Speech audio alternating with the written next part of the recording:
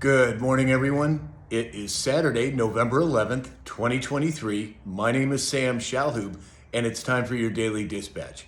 Today's dispatch brought to you by MyPillow. Go to mypillow.com, enter in the discount code SAM, and get up to 80% off of all of your purchases. Give them a try. I know you'll like them. Now, before we get to the news today, I want to make a special announcement, and I want to say thank you to all the veterans out there. Thank you for your service. You have not and will not be forgotten. Thank you. Now to the news. So, Speaker Johnson came out yesterday and was talking about what he called Mission Impossible to avoid a shutdown. He doesn't see a clear plan, and Congress has a week to avoid the government shutdown. And then another thing he said yesterday was that he didn't think there was enough evidence to move forward with impeachment on the Bidens. Not something I wanted to hear, but I have to give him the benefit of the doubt at this point. I'm just not sure which way to land on him yet. I don't think we've seen enough yet. Is this a plan going forward, and that's why he's not pursuing it yet? They need to get more ducks in a row. It's possible, and it's possible that he could be a rhino, so we'll just have to wait and see how it progresses.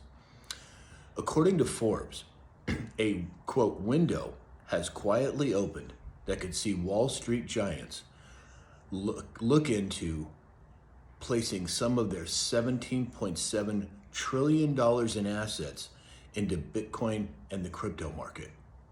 Well, I think we're already seeing that. As you know, I've been a proponent of Bitcoin for some time now.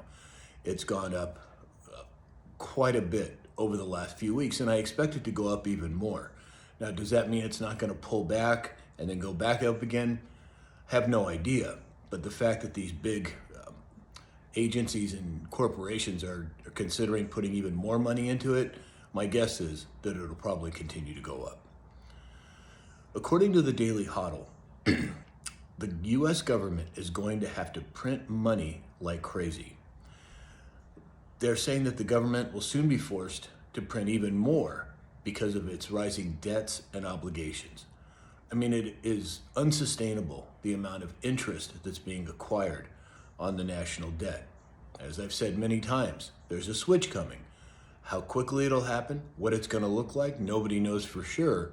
But look at what's happening with precious metals. Look at what's happening with Bitcoin. Look at what's happening all around the world with countries purchasing more and more gold. And then according to Zero Hedge, based on information of their sources, purchases by the Chinese Central Bank, the PBOC, had in Q3 accounted for 179 tons of gold. Year to date, that's 80% more than what it bought in the first 3 quarters of last year. We're seeing the same thing all over the world. Countries are repatriating their gold. They're moving away from the dollar. They're de-dollarizing. Now, how that's going to play out in the long run, only God knows for sure.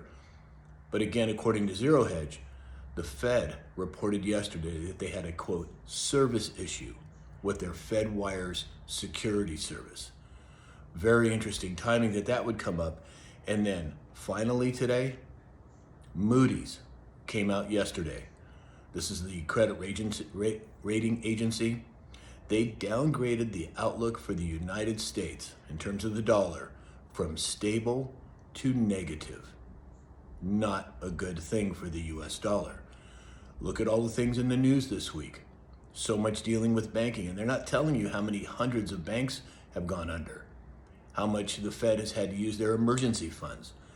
Are we going to see some sort of a black swan event soon, possibly Monday? Your guess is as good as mine, but it's certainly something to keep an eye on, and I will. So that's all we have for today. Go to my store, that's mystore.com, enter in the discount code SAM, and get up to 80% off of all of your purchases. They have all kinds of products. These shirts that I'm wearing, they're MyPillow and My Store products. Take them, have a look at them. I think you'll like them. Please like, share, follow, and subscribe. And as you know, you can find me on Rumble, or samshalhoub.com. I would encourage you to register at one or both of those places, those websites. And in the meantime, I hope you have a great weekend, and we'll talk again soon.